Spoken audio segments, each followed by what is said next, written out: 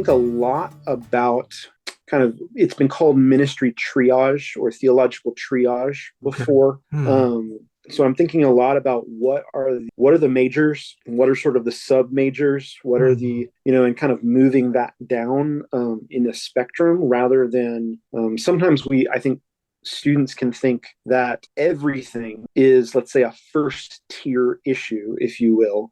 And because of that, what it does is it creates a house of cards approach where everything is equal, and so anything you pull and the whole thing falls apart. It's really interesting how this is going to sound off topic, but it's actually very meaningful. The way earthquake proofing is now done in areas where they need to earthquake proof buildings is not with more concrete. They're not making the structure harder. They're actually making the structure slightly more flexible within its anchor point. And so they actually have ways of creating buildings that are actually even meant to shake a little bit. Because in doing so, it alleviates the energy. Well, I believe that concept is still very true with respect to theological depth. So an example, sometimes in some denominations, creation, interpretations of Genesis 1 and 2 can be a sticking point or a struggle. But in perhaps a certain context that learn one view of Genesis 1 and 2, then go off to college and might struggle with a very different view of that.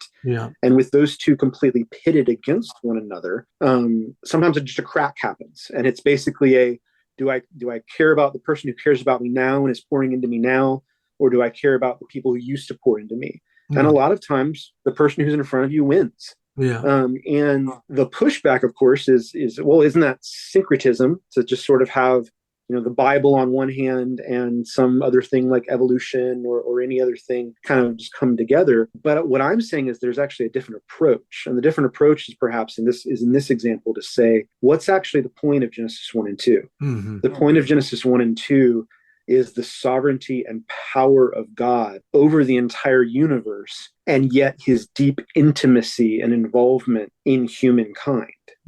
So it's not that I don't care about evolutionary science or don't care about creation, but I'm so going after the point of the text, the theological crux of the text. That's what I want students to carry into the future.